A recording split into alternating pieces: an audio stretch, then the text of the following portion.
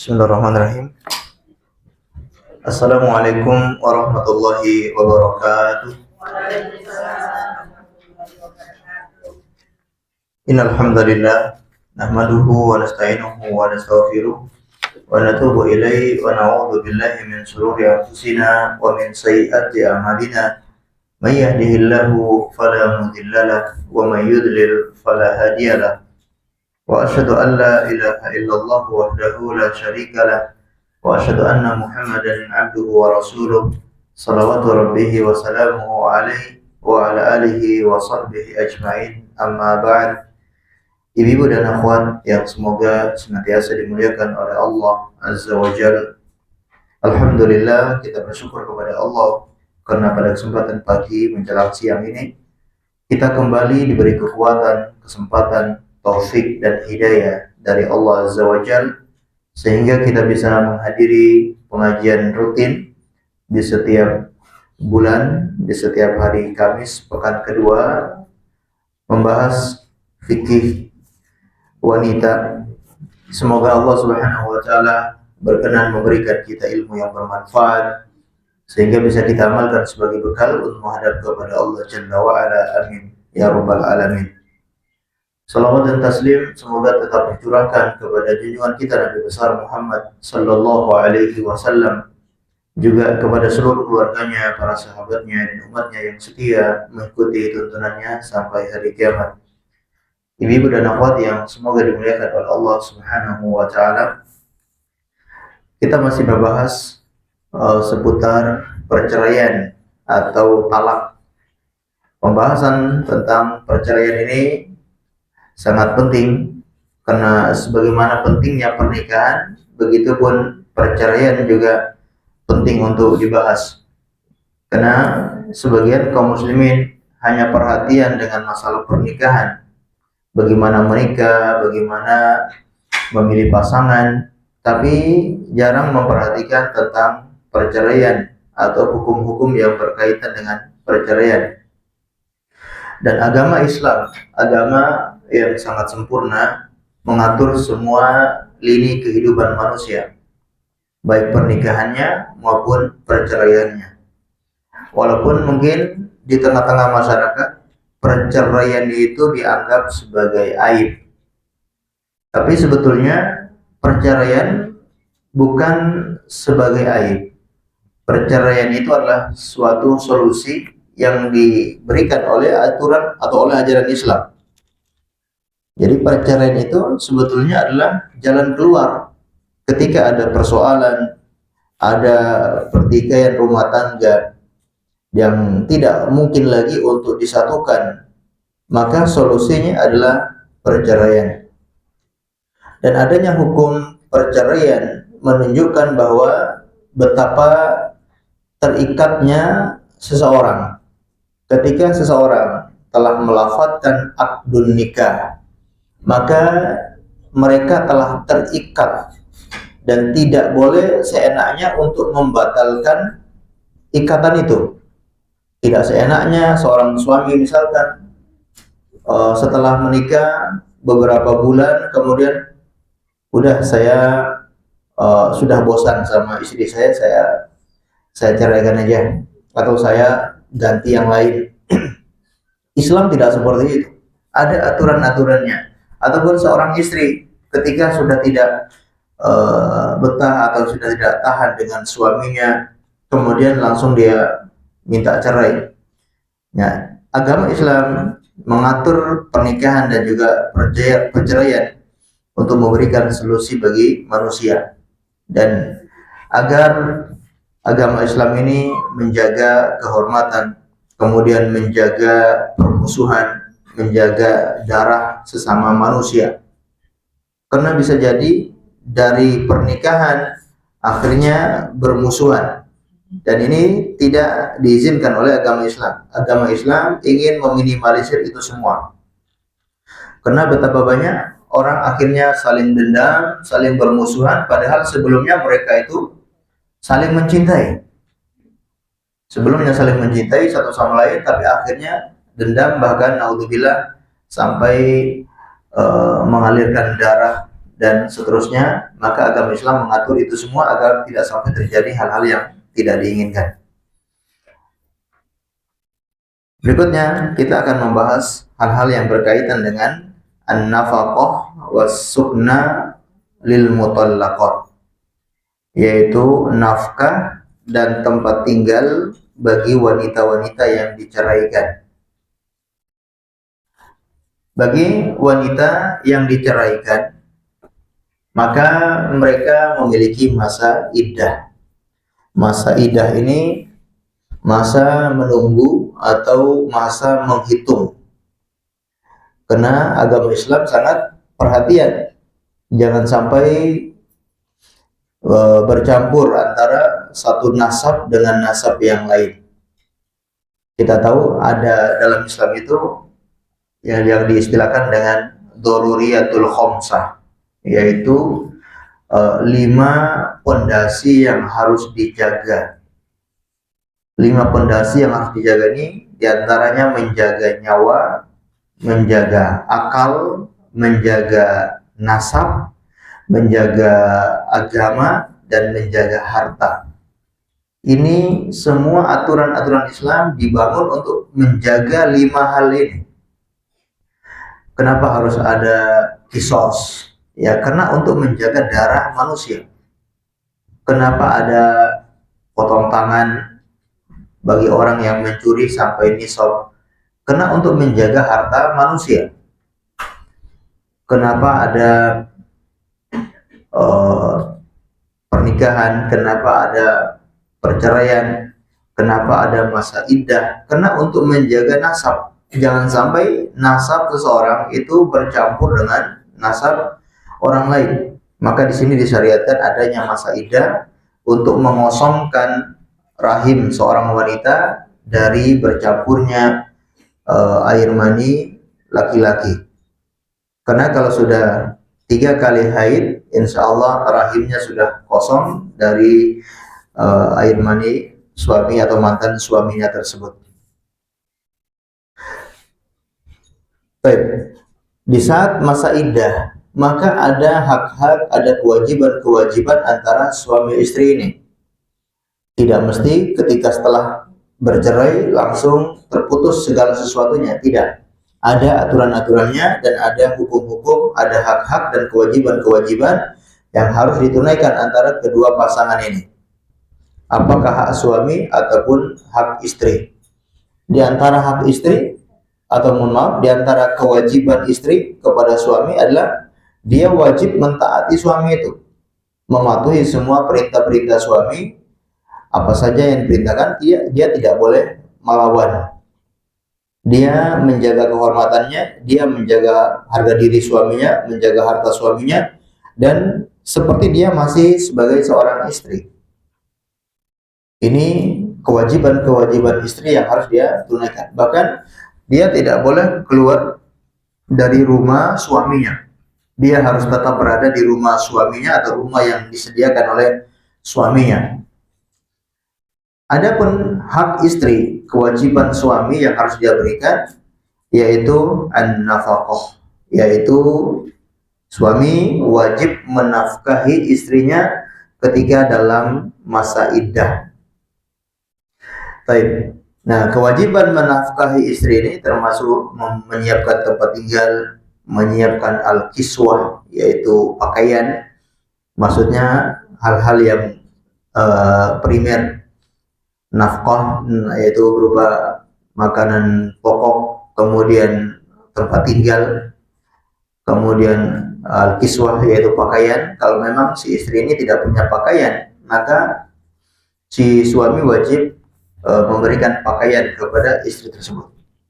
Jangan disalahpahami ibu ya, pakaian itu bukan berarti setiap lebaran atau setiap bulan dia ganti baju ya, bukan. Tapi pakaian yang wajib untuk menutup aurat. Baik, maka bisa kita bagi wanita ketika di masa iddah itu ada 2 macam atau tidak lepas dari 2 macam. Yang pertama yaitu talak roji dan yang kedua talak bain.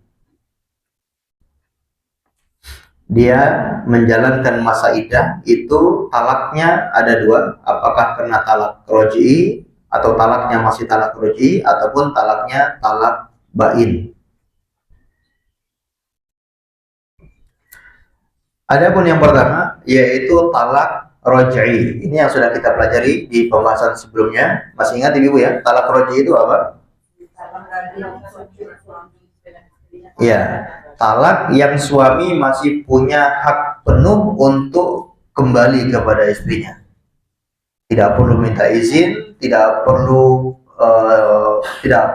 istrinya sepakat, tidak perlu minta izin ke walinya, asalkan suaminya mau kembali, ya itu haknya suami, hak penuh. Ini talak roja'i.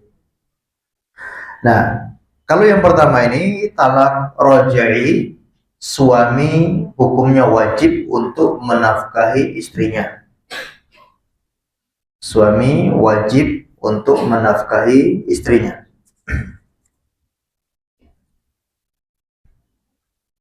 Termasuk mendapatkan tempat tinggal, menyediakan tempat tinggal untuk istrinya tersebut.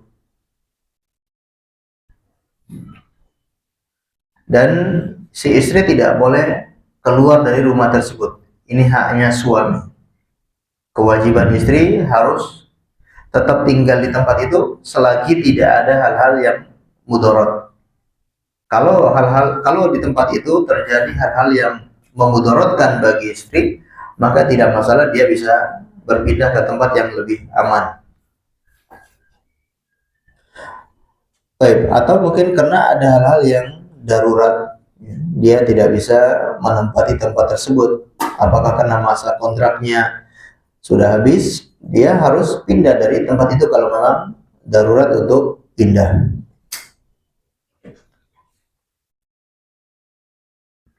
Baik. Ini talak roja'i. Dan seorang istri tidak boleh menawarkan dirinya untuk dilamar oleh laki-laki lain. Itu haknya suami. Istri ini masih milik suami. Si istri tidak boleh menawarkan dirinya untuk dilamar oleh laki-laki lain. Atau seandainya ada yang melamar dia, tidak boleh. Lamaran ini hukumnya haram. Laki-laki yang melamar istri sedang masa iddah, hukumnya haram. Dan si istri juga haram menerima lamaran tersebut, atau bahkan menawarkan dirinya untuk dilamar. Menawarkan diri itu bukan berarti terang-terangan ya, karena mungkin jarang wanita itu menawarkan diri secara terang-terangan.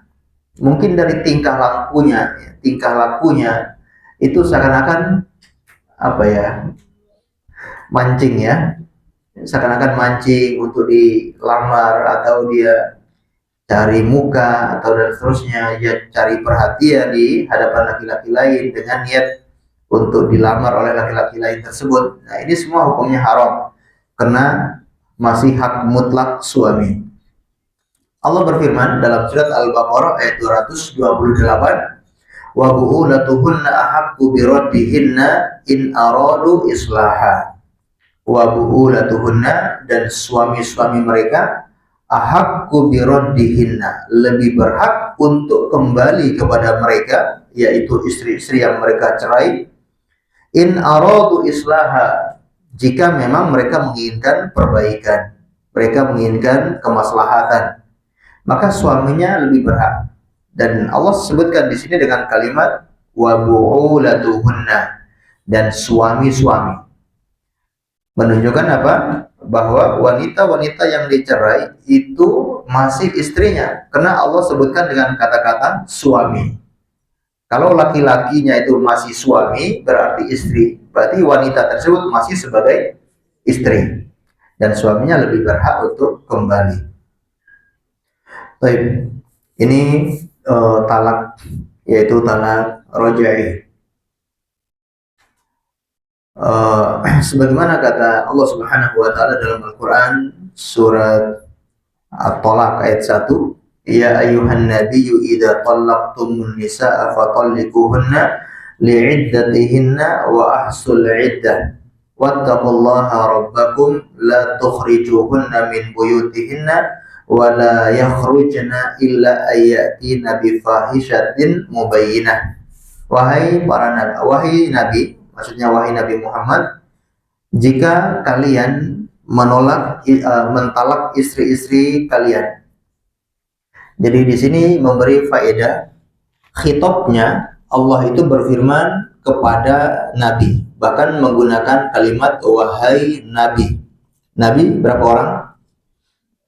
Satu, atau maksudnya nabi di zaman kita ini, maksudnya nabi setelah Nabi Muhammad diutus itu nabi berapa orang? Cuma satu, cuma Nabi Muhammad itu saja, nabi terakhir. Wahai nabi. Namun kalimat setelahnya Allah mengatakan idza talaqtum, apabila kalian menceraikan istri-istri kalian. Jadi Allah mengatakan wahai nabi, pada nabi itu cuma satu orang, tapi kalimat setelahnya kalimat yang jamak, kalimat untuk banyak orang, apabila kalian. Menunjukkan apa? Kalimat ini atau ayat ini sebetulnya bukan khusus untuk nabi, tapi ayat ini untuk nabi dan untuk siapa? Untuk kaum muslimin, untuk umatnya. Betul. Nah ini jangan dianggap oh ini kan ayat untuk nabi, bunyinya kan ya ayuhan nabi. Jadi umatnya atau selain Nabi Muhammad ya tidak berlaku. Nah ini pemahaman yang keliru. Biasanya pemahaman seperti ini hanya menggunakan logika saja atau hanya menggunakan terjemahan. Tapi kalau dicermati ayat ini ya begitu detailnya, Allah mengatakan wahai nabi, apabila kalian menceraikan istri-istri kalian, fatalliquhunna, maka ceraikan mereka li'iddatihinna, berdasarkan iddah mereka. Wa ahsul iddah, dan hitunglah masa iddah mereka. Baik. Wattaqullaha rabbakum, dan bertakwalah kepada Allah. Ketika bercerai kita disuruh untuk bertakwa kepada Allah. Artinya setelah bercerai itu jangan bermusuhan, bertakwa kepada Allah untuk menyambung silaturahim, bertakwa kepada Allah untuk menjaga hubungan antara kaum muslimin. Karena kita ini sejatinya adalah saudara. Akhirnya mereka menikah. Kalau mereka bercerai ya masih saudara, bukan menjadi musuh. Nah, kebanyakan manusia atau kebanyakan umat Islam ketika bercerai akhirnya menjadi musuh. Nah, ini yang keliru. Sebelum menikah mereka bersaudara, setelah menikah mereka menjadi saudara, bahkan hak-haknya semakin lebih banyak, hak-haknya semakin besar. Setelah berpisah ya masih saudara juga. Nah, ini yang harus dijaga. Maka Allah tegaskan di sini, apabila kalian menceraikan istri-istri kalian dan hitung iddah mereka, dan Allah ingatkan fattaqullaha rabbakum, bertakwalah kepada Allah atau bertakwalah kepada Allah, yang mana Allah itu Tuhan kalian. Di antara bertakwa kepada Allah adalah menjaga hak-hak satu sama lain atau menjaga aib satu sama lain. Jangan mentang-mentang sudah cerai, aib pasangannya disebarkan. Nah, ini dosa besar. Kita ini dituntut untuk menutupi aib saudaranya. Mantan istri kita, mantan suami kita, itu saudara kita. Sebagaimana Allah atau Nabi memerintahkan kita menutupi aib saudara kita, maka mantan-mantan pasangan kita itu adalah saudara kita, aib-aibnya yang harus kita tutupi. Jangan diumbar, ya, disebar di media sosial. Begitu cerai, semuanya diumbar di media sosial. Semua orang mengetahui aib suaminya. Ini tidak boleh. Kecuali kalau memang dibutuhkan di pengadilan, kenapa dia bercerai, kenapa dia menuntut dari suami perkara-perkara sesuatu dan sebagainya. Kalau dibutuhkan untuk menerangkan kesalahan-kesalahan dan seterusnya, maka dia ungkapkan itu di pengadilan. Baik. Atau memang kalau dia berkonsultasi kepada seseorang yang dijamin amanah, maka tidak masalah. Tapi kalau untuk mengumbar aib sesama, maka ini hukumnya haram. Bertakwa kepada Allah. Termasuk bertakwa kepada Allah adalah la tukhrijuhunna min buyutihinna. Jangan kalian wahai para suami mengeluarkan mereka dari rumah-rumah mereka. Jangan diusir. Ini mohon maaf, mungkin ada seorang istri yang mungkin dia sudah tidak punya siapa-siapa lagi. Orang tuanya sudah meninggal dunia. Saudara-saudaranya yang lain, keluarganya mungkin sudah tidak ada misalkan. Dia hanya seorang diri.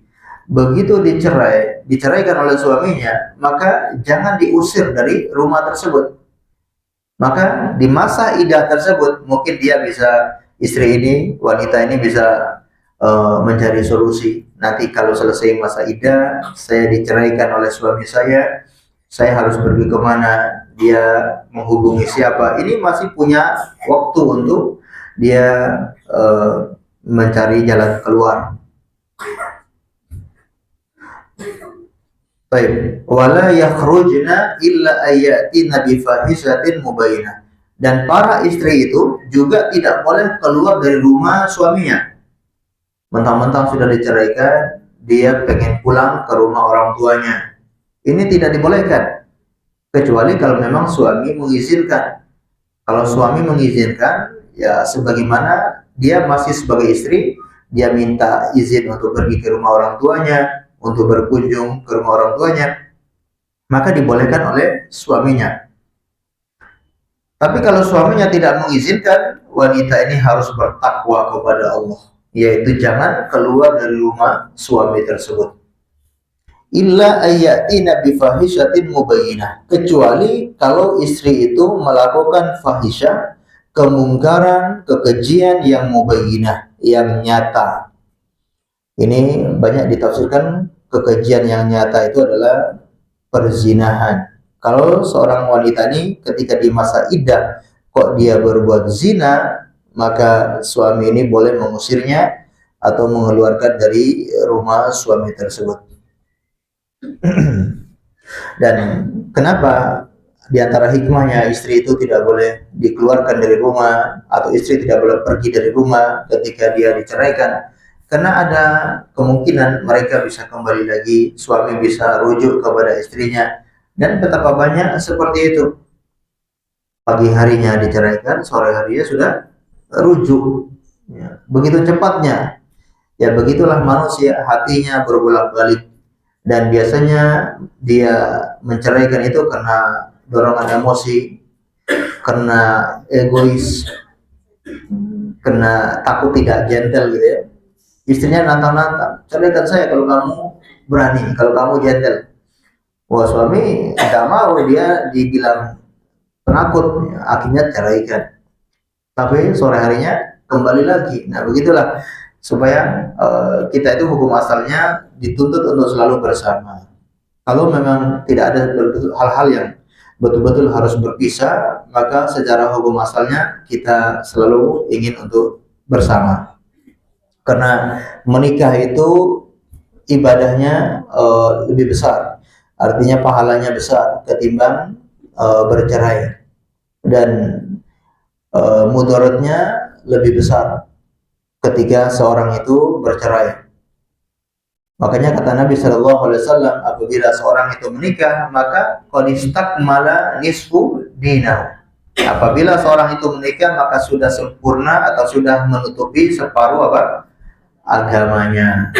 Masya Allah, separuh agamanya sudah terpenuhi, tinggal dia mencari separuh yang lain. Artinya dia banyak meraih pahala dari pernikahan itu. Dia memberikan nafkah pahala, dia senyum kepada istrinya pahala, istrinya senyum kepada suaminya pahala, berbuat baik, istrinya melayani suaminya pahala, semuanya adalah pahala. Maka hampir separuh agamanya itu terpenuhi karena semuanya isinya adalah pahala. Ini diantara hikmahnya agar mereka itu bisa kembali lagi, istri bisa menyadari kesalahannya, ternyata tidak enak kalau cerai itu. Suami juga mungkin menyadari kesalahannya, ternyata istrinya itu punya banyak kebaikan. Walaupun dari satu sisi istrinya ini menjengkelkan, tapi ternyata istrinya ini ya punya banyak kebaikan. Ya. Kalau dia menceraikan istrinya, ternyata dia susah masak sendiri. dia merasakan betapa susahnya nyetrika baju, susahnya nyuci baju sendiri, baru nyadar, oh ternyata kebaikan istrinya sangat banyak. Selama ini istrinya sudah berkorban menyucikan bajunya, memasakkan untuknya makanan, kemudian membereskan rumahnya, dia tinggal datang tidur, nggak perlu beres-beres kasur. Dia baru nyesal. Nah ini hikmahnya. Kalau mereka bersama dan lebih banyak, besar kemungkinan untuk mereka kembali lagi. Dan meminimalisir terjadinya permasalahannya lebih besar. Kalau mereka keluar atau istrinya keluar, kemudian permasalahannya diketahui oleh orang lain, maka bisa ada orang ketiga di situ, mungkin melibatkan orang tua istri, melibatkan saudara istri ataupun yang lainnya, maka ini akan semakin runyam permasalahannya. Yang awalnya mungkin bisa diselesaikan oleh mereka berdua saja, bisa diselesaikan di tempat tidur misalkan, tapi ternyata ketika mereka sudah pisah, tempat tinggalnya terpisah, maka ini akan membuka ruang untuk syaitan benar-benar mereka bisa tidak bisa rujuk. Baik, ibu dan akhwat yang dimuliakan oleh Allah Subhanahu wa taala, ini kondisi pertama yaitu talak raj'i, maka seorang suami wajib menafkahi, memberi tempat tinggal, memberi pakaian kepada istrinya. Baik. Kemudian kondisi yang kedua yaitu talak bain. Masih ingat ya, talak bain itu apa? Suami sudah selesai. Talak bain itu ya, suami tidak punya hak untuk rujuk. Suami tidak punya hak untuk kembali kepada istrinya kecuali dengan kesepakatan istrinya, kecuali dengan kemauan istrinya atau kesepakatan walinya, baru suami itu boleh kembali kepada istrinya. Nah, talak bain ini contohnya seperti orang yang belum digauli. Istrinya belum digauli oleh suami tersebut, langsung dia ceraikan. Ini namanya talak bain. Kemudian yang kedua, masa idahnya mungkin sudah selesai. Ya, masa idahnya selesai, maka menjadi bain. Dan bain ini sudah kita jelaskan, ada bain sughra, ada bain kubro. Bain itu kan artinya pisah, ya, pisah jauh. Karena suami sudah tidak punya kesempatan untuk rujuk kecuali atas izin istri atau wali istri tersebut. Ataupun di fasakh, yaitu pernikahan mereka dibatalkan oleh hakim, oleh pemerintah. Karena di kemudian hari baru mereka ketahui ternyata mereka itu masih hubungan persaudaraan atau mereka itu masih persesusuan. Ya, maka ini namanya fasakh, harus dirusak, harus dipisah ya hubungan mereka berdua ini. Nah, ini namanya bain. Bain itu suami sudah tidak bisa rujuk. Nah, ada bain kubro, ada bain sugro. Nah, talak bain ini ada dua kondisi ya. Talak bain ini baik bain sugro maupun bain kubro itu ada dua, apa tadi? Mohon maaf, ada dua kemungkinan. Ini ada dua kemungkinan. Kemungkinan yang pertama, istri sedang hamil. Kemungkinan yang pertama, istri sedang hamil. Kemungkinan yang kedua, istri tidak hamil. Kemungkinan yang pertama, istri sedang hamil, maka suami wajib menafkahi istri tersebut sampai istrinya melahirkan anaknya. Suami wajib menafkahi sampai istrinya melahirkan. Dan perlu kita garis bawahi, istrinya hamil dari suami itu. Ya. Jangan bukan mentang-mentang istrinya hamil walaupun bukan dari suami itu. Nah, ini bukan maksudnya seperti itu. Istri ini hamil betul-betul dari suami tersebut.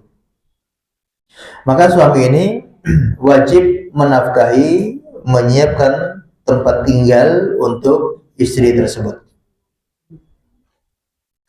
Walaupun suami sudah tidak punya kesempatan untuk rujuk atau suami tidak punya hak untuk rujuk. Tapi karena istrinya ini hamil dan hamil anak sang suami, maka suami berkewajiban untuk menafkahi. Masya Allah ya, ini agama Islam yang penuh hikmah, ya, sangat penyayang kepada manusia. Syariat-syariat Islam begitu sesuai dengan kemaslahatan manusia. Karena istri ini, wanita ini hamil dan anak yang dia kandung itulah anak dari laki-laki tersebut, maka laki-laki ini bertanggung jawab menafkahi wanita tersebut. Tidak hanya menafkahi karena ada anak di dalam perutnya, tapi termasuk wanita tersebut. Karena wanita ini sudah bersusah payah untuk mengandung anak laki-laki tersebut. Baik. Kemudian kondisi yang kedua yaitu tidak hamil. Kondisi yang kedua tidak hamil. Maka pendapat yang rajih yaitu suami tidak wajib nafkah istri tersebut. Suami tidak wajib untuk menafkahi istri tersebut. Walaupun masih dalam masa iddah. Dan memang ini kita bicara masih dalam masa iddah. Habis menikah, kemudian di malam pertama suaminya kok melihat ada yang aneh dari istrinya. Akhirnya dia ceraikan istrinya itu sebelum dia gauli. Baik.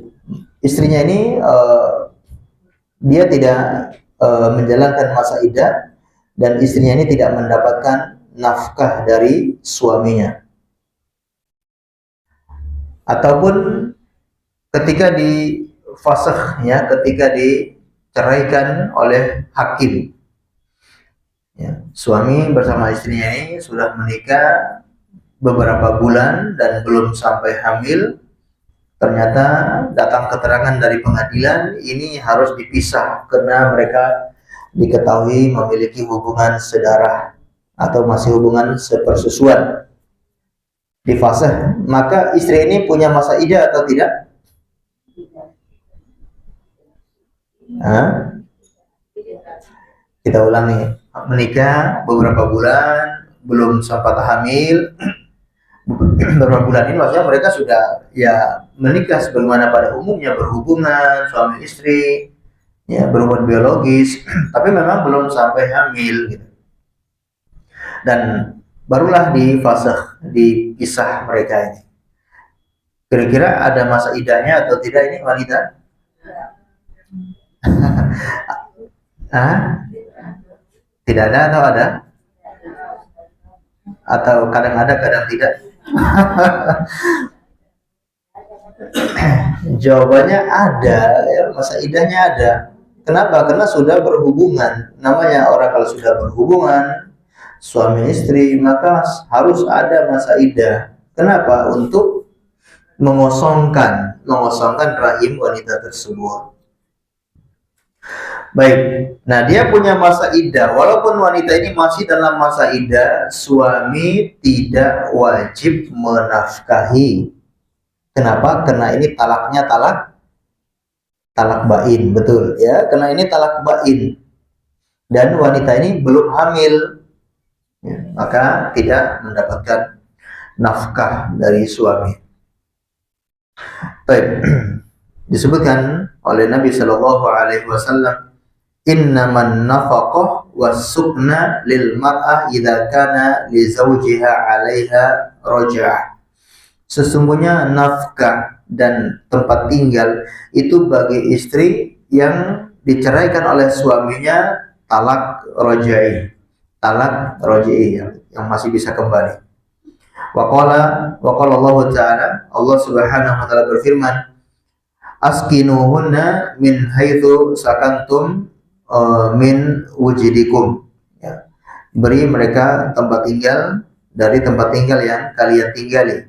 Artinya tinggal bersama kalian para suami, istri-istri kalian ini berkenaan dengan talak raj'i. Wa ammal mutallaqah al-mabtutah, adapun talak tiga, allati butta talaqaha bi thalathin tatliqat fa innahu la nafqatan wa la sukna laha ala zawjiha. Adapun wanita yang ditalak tiga Wanita ditalak 3 itu kan sudah bain kubro ya, sudah bain kubro, maka tidak wajib. Wanita yang ditalak 3 oleh suaminya, kira-kira dia punya masa iddah atau tidak? Nah, dia masih punya, ya, dia punya masa iddah. Nah, dia tidak mendapatkan nafkah, tidak mendapatkan tempat tinggal dari suaminya. Dalilnya sebagaimana kisah tentang Fatimah binti Qais. Fatimah binti Qais ini dia apa namanya? Bahkan dia apa? Dia khulu kepada suaminya. Fakhasamathu ila Rasulillah sallallahu alaihi wasallam fi sukna wan nafaqah wa lam yaj'al li sakani wala nafqatan wa amarani an a'tadda fi baiti ibni ummi maktum. Taib, Fatimah binti Qais dia telah khulu kepada suaminya. Taib, wanita yang khulu itu suami punya kesempatan atau punya hak untuk roji atau untuk rujuk atau tidak? Ya, tidak ya. Jadi kalau wanita yang meminta khulu kepada suaminya, maka tidak ada kesempatan bagi suami untuk rujuk kecuali nikah ulang. Jadi ibu lebih pilih apa? Lebih pilih ditalak atau khulu? Kadang-kadang wanita itu ketika punya masalah kepada suaminya atau dia mendapati suaminya dia tidak suka dengan suaminya, kadang-kadang terburu-buru untuk khulu. Padahal perlu diketahui khulu itu resikonya lebih besar daripada talak. Kalau talak, suami masih punya kesempatan untuk rujuk. Kalau ketika dalam perjalanan mereka menyesal, akhirnya rujuk kembali. Nggak perlu akad, nggak perlu macam-macam lagi. Tapi kalau wanita yang minta khulu kepada suaminya, maka langsung tidak ada hak bagi suami untuk rujuk kecuali nikah ulang. Nah, dalam kisah ini dia Fatimah binti Qais mengadu kepada Nabi Shallallahu Alaihi Wasallam tentang tempat tinggal, tentang nafkah dari suaminya. Maka Nabi Shallallahu Alaihi Wasallam tidak menjadikan bagi wanita ini tempat tinggal, kemudian nafkah, bahkan menyuruhnya untuk menjalankan masa iddah di rumahnya Ibnu Ummi Maktum. Baik. Wa ammal mutallaqatul hamilah, adapun wanita yang diceraikan dan dia dalam kondisi hamil, falahan nafqah hatta tadha'a hamluha, maka dia berhak mendapatkan nafkah sampai melahirkan anaknya. Pertanyaannya, dia ditalak 3 oleh suaminya dalam kondisi hamil. Talak 3 dalam kondisi hamil. Kira-kira berhak mendapatkan nafkah dari suaminya atau tidak? Betul ya, berhak. Suami berkewajiban menafkahi istrinya tersebut yang hamil. Mau talak 3, mau talak berapa, asalkan kalau dia hamil, maka dia punya hak untuk mendapatkan nafkah. Dan nafkahnya itu jangan dibesar-besarkan, nominalnya jangan diperbesar. Nafkah itu sesuai sebagaimana dia waktu menjadi istri nafkahnya sekian, ya ketika diceraikan menjalankan masa iddah, nafkahnya juga sekian, sesuai. Jangan mentang-mentang dia ini enggak menjadi suaminya lagi atau menjadi istrinya lagi, nafkahnya mintanya harus banyak. Nah, ini tidak diperkenankan. Atau suami tidak punya kewajiban untuk memenuhi nafkah sebesar yang diminta oleh istri tersebut. Allah Subhanahu wa taala berfirman, "Wa in kunna ulati hamlin fa anfiqu alaihinna hatta yadhna hamlahunna."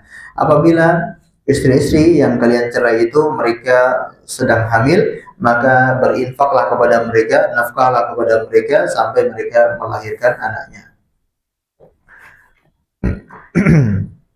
Baik, cerai di malam hari, besok harinya melahirkan. Ini sedang hamil sangat besar ya. Malam harinya diceraikan suaminya, besok harinya dia melahirkan. Dapat nafkah atau tidak? Ya, cuma malam itu saja ya. Dia masih mendapatkan nafkah ya. Nafkah satu hari itu saja.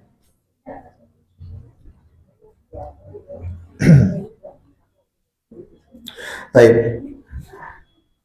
Berikutnya yaitu tentang al-mut'ah al-mutallaqat, yaitu mut'ah, bekal hidup atau apa ya, pesangon ya, ibaratnya pesangon bagi wanita-wanita yang diceraikan. Baik, kita tahu tadi ada wanita-wanita yang diceraikan oleh suaminya dan mereka tidak mendapatkan nafkah. Contohnya, tadi wanita yang difasakh ya, karena tidak bisa kembali, tidak bisa rujuk, maka dia tidak berhak mendapatkan nafkah. Ataupun istri ditalak 3 oleh suaminya dalam kondisi tidak hamil, berarti kan tidak dapat nafkah. Ya, Pak ya. Nah, namun dalam agama kita ada anjuran untuk memberikan pesangon, walaupun memang secara aturan mereka tidak berhak mendapatkan nafkah. Kalau memang mendapatkan nafkah, ya nggak perlu dikasih pesangon lagi.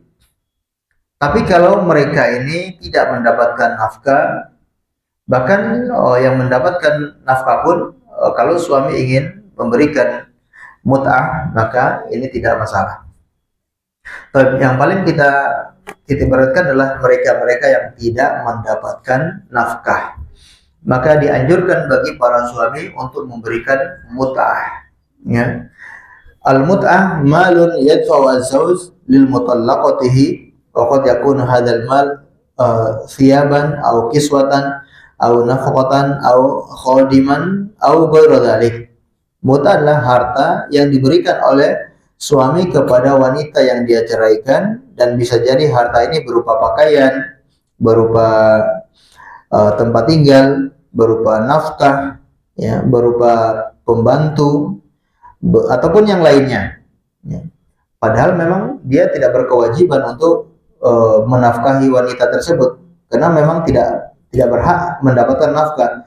Tapi suami dituntut untuk memberikan mut'ah, termasuk mungkin dia mengontrakkan rumah untuk wanita yang dia ceraikan tersebut, atau mungkin wanita ini punya anak-anak kecil, mungkin dia melahirkan anak kembar misalkan, dan sulit untuk merawat anak itu sendirian, maka dia bisa membayarkan pembantu untuk istri yang dia ceraikan tersebut dan yang lain sebagainya. Ini termasuk mut'ah. Wa yakhtalif miqdaruha bihasbi hali zawj yusran wa usran, dan itu mikdarnya, yaitu takarannya atau kadarnya, itu berbeda-beda sesuai dengan kondisi suami. Kalau suami punya kemampuan, punya kelapangan, atau suami dalam kesempitan. Kalau suami punya kelapangan, dia bisa memberikan pesangon yang banyak. Kalau suaminya memang dalam kondisi yang sulit, maka sesuai dengan kondisi suami tersebut.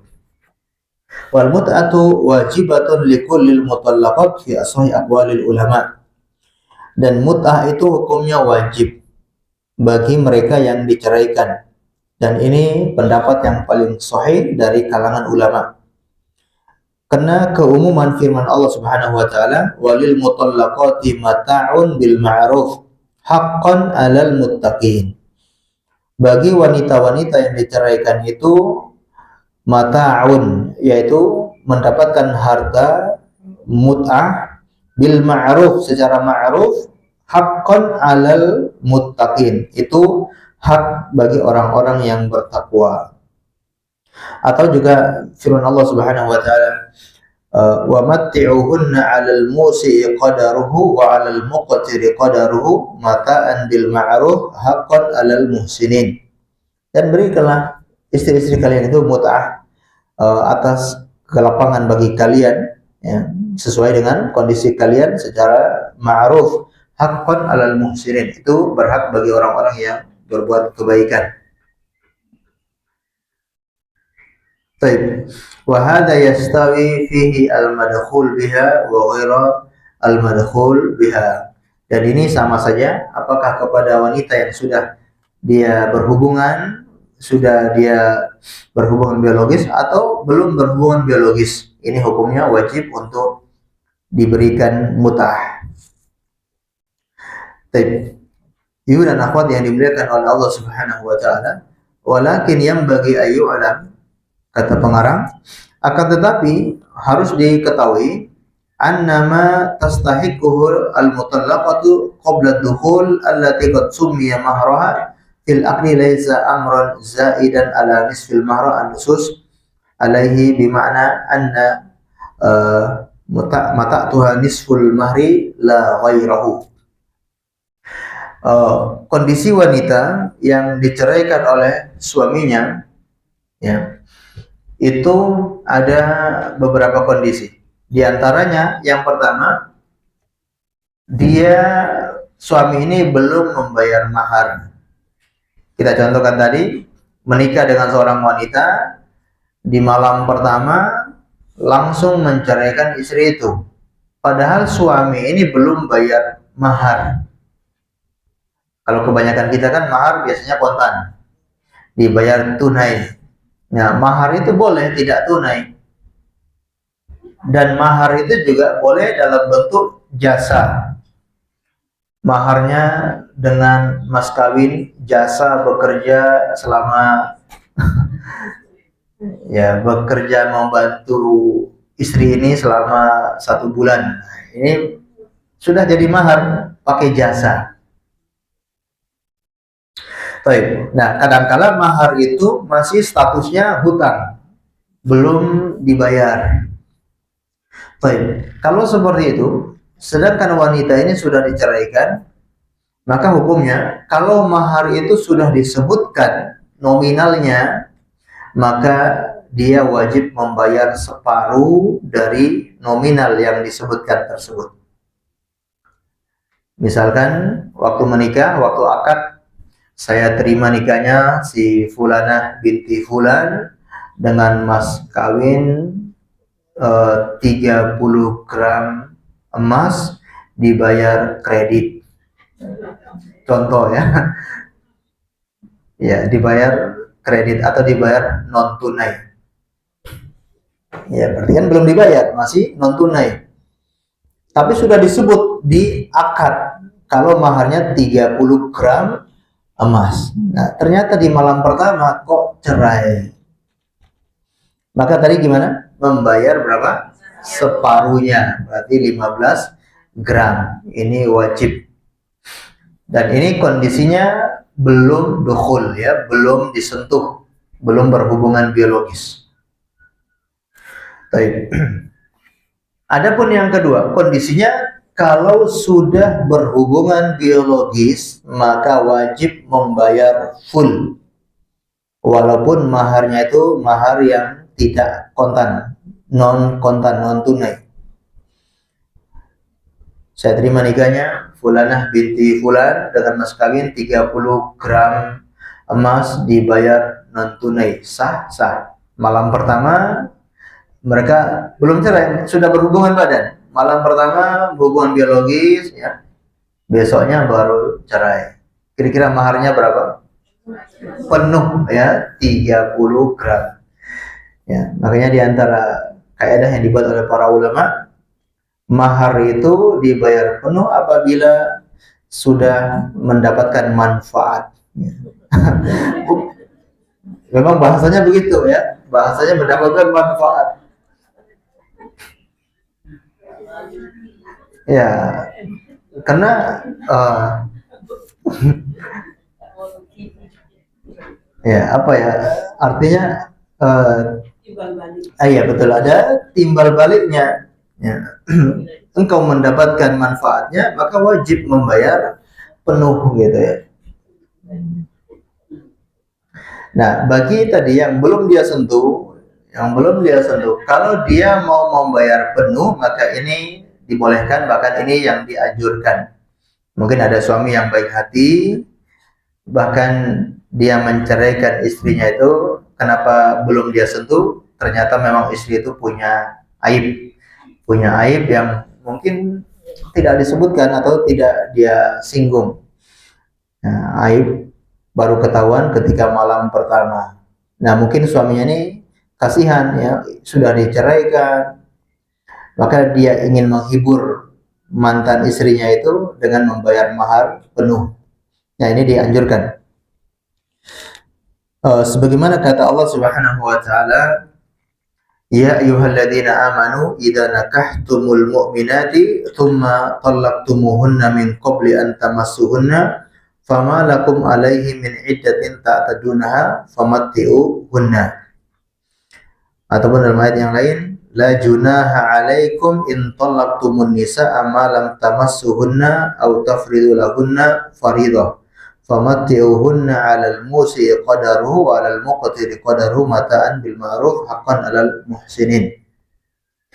Tidak mengapa bagi kalian apabila kalian menceraikan istri kalian sebelum kalian menyentuh mereka, au tafridu lahunna faridah, atau kalian belum menyebutkan bagi mereka faridah yaitu mahar. Wa matti'uhunna 'alal musi, maka berilah mereka mut'ah ya. Ini yang tadi kita jelaskan, masalah mut'ah itu termasuk diantaranya belum disentuh dan belum disebutkan maharnya. Jadi di awal pernikahan, saya terima nikahnya fulanah binti fulan dengan mas kawin Allahu a'lam. Dengan mas kawin Allahu a'lam. Contoh ya. Tidak disebutkan berapa nominalnya. Dengan mas kawin emas atau begitu saja. Dengan mas kawin emas tanpa disebutkan berapanya. Ya, dengan mas kawin emas. Baik. Maka seperti ini dia tidak berkewajiban untuk membayar mahar tersebut. Ya. Karena tidak disebutkan nominalnya. Atau tadi dengan mas kawin saya belum tahu pasti, misalnya saya terima nikahnya si fulanah binti fulan dengan mas kawin saya belum tahu pasti. Kalau ada saya bayar, kalau nggak ada saya hutang.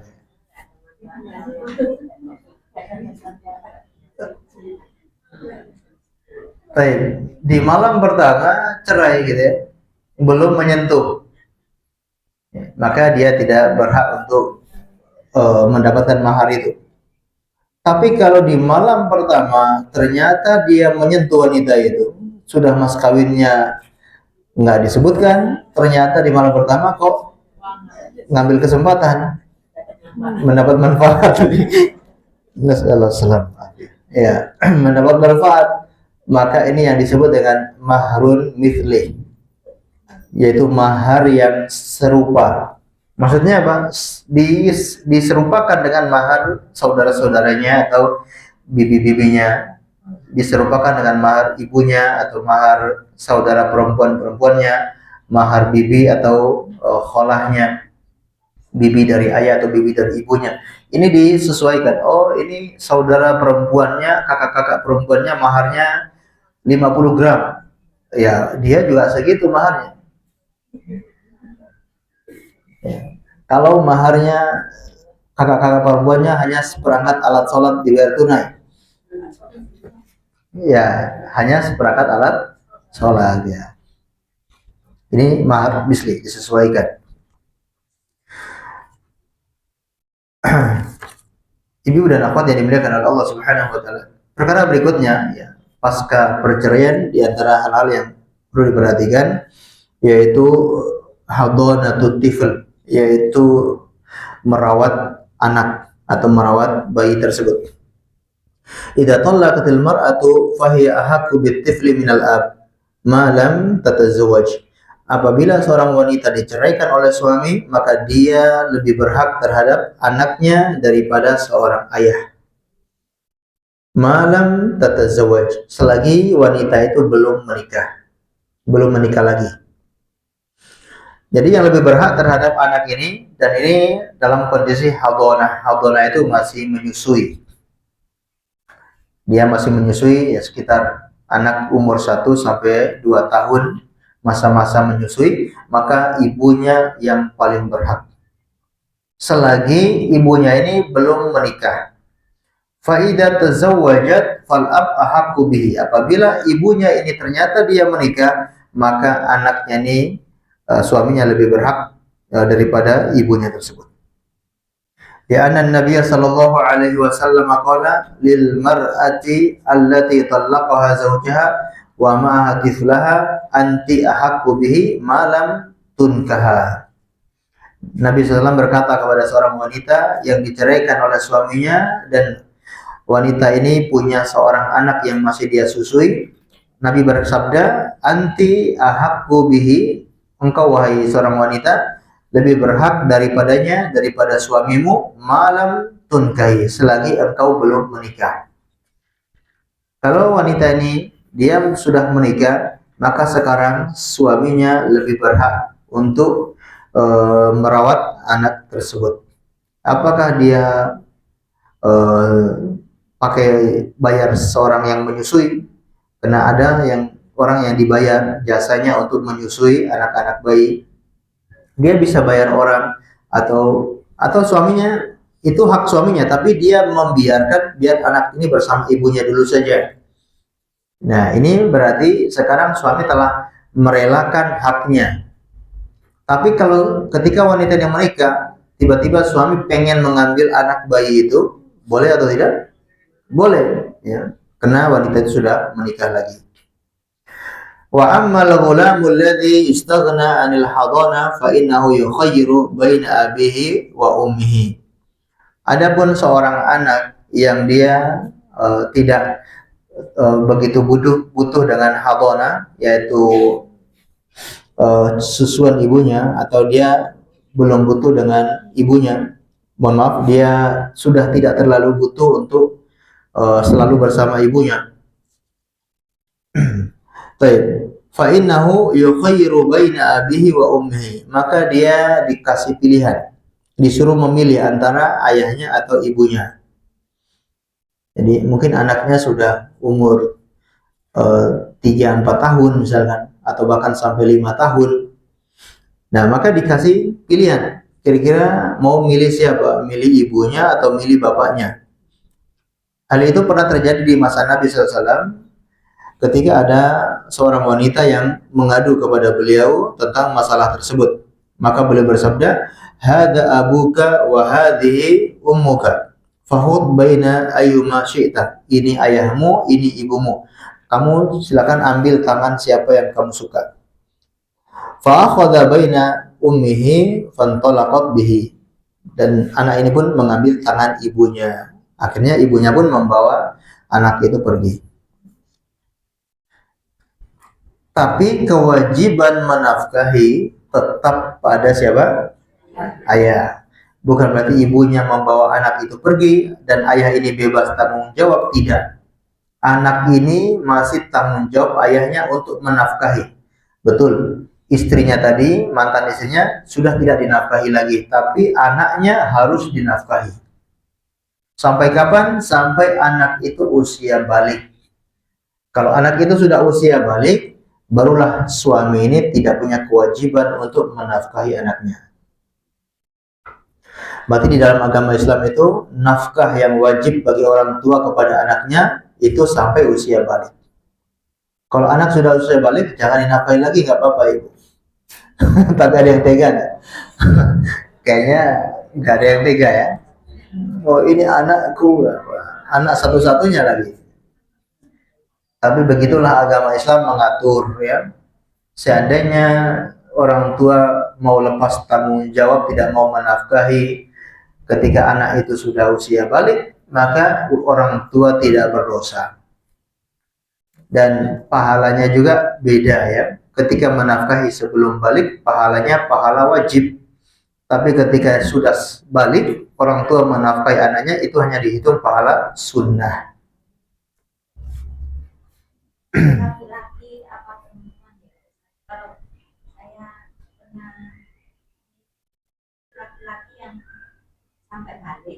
Hmm?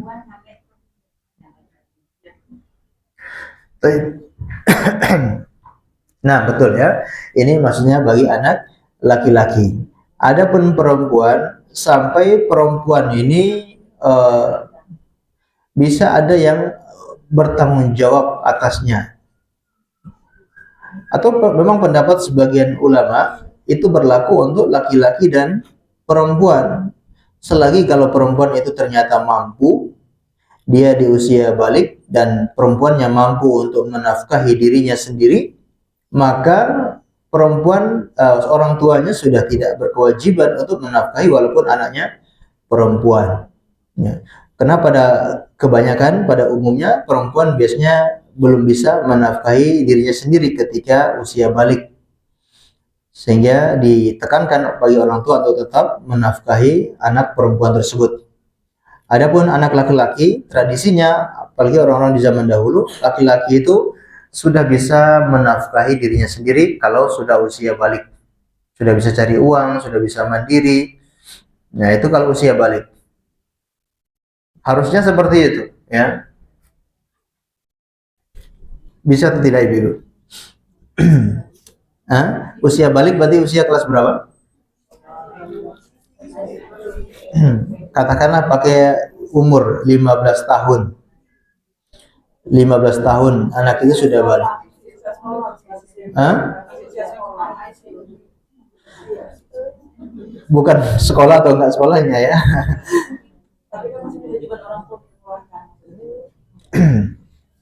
Baik ya.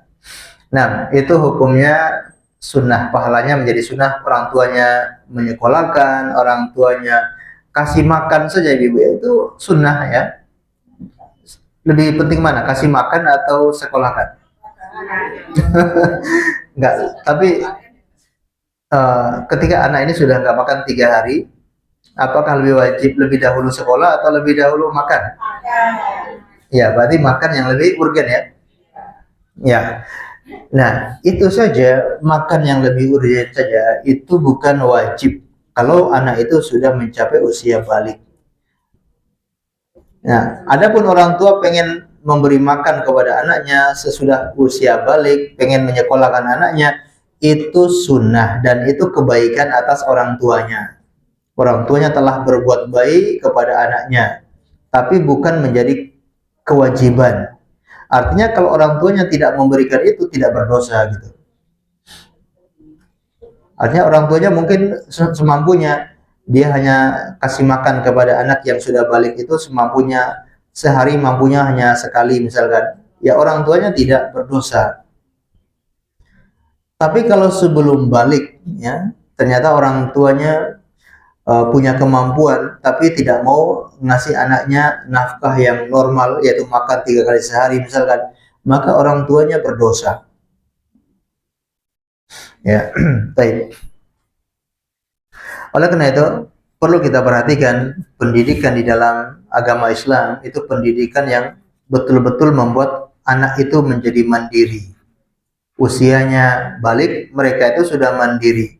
Allah Subhanahu wa taala menyinggung anak-anak itu dikasih harta warisan mereka ketika mencapai usia nikah, ketika mencapai usia balik. Anak ketika sudah usia balik diperintahkan untuk memberikan harta warisan orang tua mereka. Ada anak kecil ditinggal mati oleh ayahnya, ayahnya kaya raya, punya harta banyak. Anak yang masih kecil ini tidak mungkin dia memegang harta itu sendiri. Ada yang memegangnya, ada yang mengurus harta anak yatim itu. Apakah pamannya, apakah kakaknya, paman anak itu, atau kakeknya mengurus harta itu. Kapan diberikan kepada anak itu? Ketika usia balik, kata Allah. Namun sebelumnya diuji dulu ya. Wabtalul yatama, ujilah anak-anak yatim itu sampai mereka usia balik. Ya, diuji, dilatih gimana cara memegang harta, cara menggunakan harta. Sampai segitu detailnya ya. Anak-anak itu sudah disuruh untuk orang tua disuruh untuk melatih anak-anak itu supaya bisa mahir menggunakan harta. Sudah bisa mahir, pandai membelanjakan harta itu. Masya Allah. Berarti kayak gimana pendidikannya? Pendidikan yang diatur dalam agama Islam betul-betul pendidikan yang sesuai dengan realita kehidupannya. Ini anak punya harta banyak. Sejak kecil sudah diajari gimana cara mengolah harta. Insya Allah usia balik sudah bisa dia. Karena fokus yang diajari setiap hari ya itu. Maka anak itu menjadi mahir. Kadang-kadang pendidikan kita yang diajari berbagai macam dan semuanya tidak jadi hasil. Diajari ini itu. Ternyata yang kepake bukan yang diajari di sekolah itu. Yang kepake yang lain. Anak-anak perempuan di sekolah nggak pernah diajari gimana mencuci baju, gimana memasak, gimana mengurusi rumah. Justru di TK malah diajarin. Ya, ketika masuk sekolah dasar, sekolah masuk SMP, nggak diajari sama sekali. Ngurus rumah, cuci baju, memasak nasi. Akhirnya begitu tamat SD, tamat SMP, belum bisa masak. Ya, Pak ya, Ibu? Coba kalau dari SD sudah ajari masak 6 tahun, kira-kira bisa masak nggak? Mahir. Nah, itulah kadang-kala perlu kita koreksi pendidikan kita itu kadang-kala tidak sesuai ya. Tapi kan negara wajib mencerdaskan bangsa, mencerdaskan segenap rakyat. Ya mencerdaskan itu bukan harus sekolah SD, SMP, SMA. Mencerdaskan itu dia bisa mandiri, itu namanya mencerdaskan. Tapi kenapa harus sekolah? Ya karena di situ ada anggaran. Ya ini bukan kita menyinggung, tapi kalau nggak ada sekolah, lapangan pekerjaan itu terbesar di sekolahan. Jadi anggaran terbesar juga di sekolahan. Jadi memang kadang-kala hanya untuk anggarannya, bukan untuk tujuan, yaitu untuk mencerdaskan anak itu. Kampus-kampus ya, hanya untuk bisnis dan seterusnya gitu ya. Jadi bukan untuk mencerdaskan lagi, tapi orientasinya untuk bisnis. Termasuk pondok pesantren kebanyakan juga ya. Ya mengaku ya. Atau curhat bukan. Ini makanya kita harus berpikir ya, gimana agama kita itu mengajari ilmu-ilmu yang sesuai dengan kebutuhan anak itu, kebutuhan kita. Makanya Rasulullah mendidik para sahabat itu rata-rata berhasil karena sesuai dengan realita kehidupan mereka. Usama bin Zaid umur 16 tahun bisa jadi panglima perang, diutus oleh Rasulullah SAW dan menang. Bayangkan umur 16 tahun. Tadi katanya umur 15 tahun itu kelas 1 ya, kelas 3 ya. Kelas 3 SMP.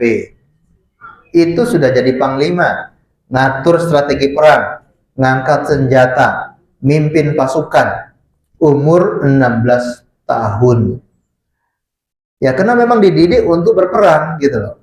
Dari awal, dari kecil dididik untuk main senjata, untuk menggunakan anak panah, menggunakan pedang, untuk memimpin, untuk dilatih untuk strategi perang. Akhirnya nggak butuh waktu lama berhasil. Tapi kalau kita ini rata-rata boros di umur. Belajar kedokteran setelah SMA baru belajar kedokteran. 5 tahun, 6 tahun belajar kedokteran, umurnya habis. Coba kalau dari SD sudah diajari gimana nyuntik, gimana ilmu-ilmu kedokteran, insya Allah tamat SMP sudah jadi dokter.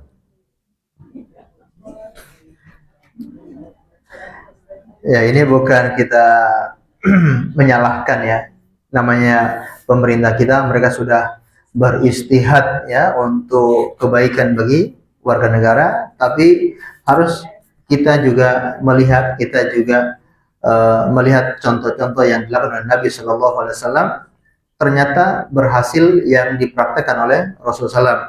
Ibni Abbas misalkan sudah jadi ulama ketika umur 15 tahun.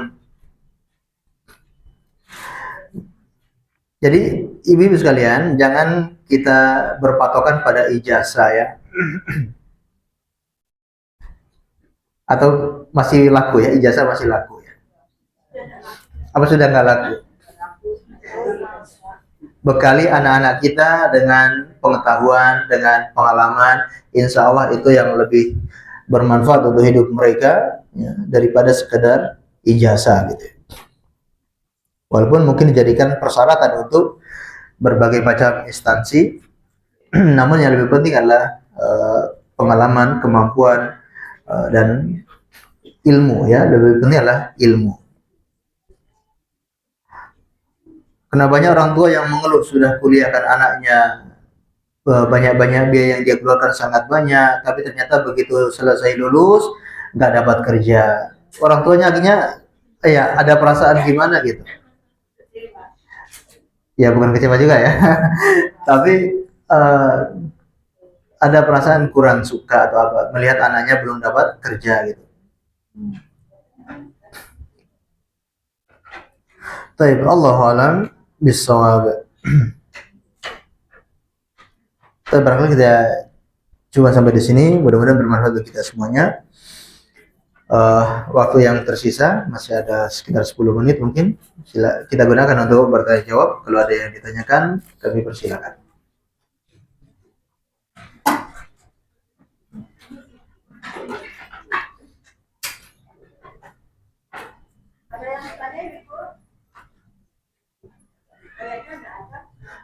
Baik, kalau tidak ada, kita akhiri dengan membaca doa kafaratul majlis. Subhanakallahumma bihamdika asyhadu an la ilaha illa anta astaghfiruka wa atubu ilaik. Insyaallah pertemuan selanjutnya kita akan membahas tentang khulu ya. Masih bahas tentang khulu. Allah alam bissawab. Wassallallahu ala nabiyina Muhammad wa ala alihi wasallam. Assalamualaikum warahmatullahi wabarakatuh.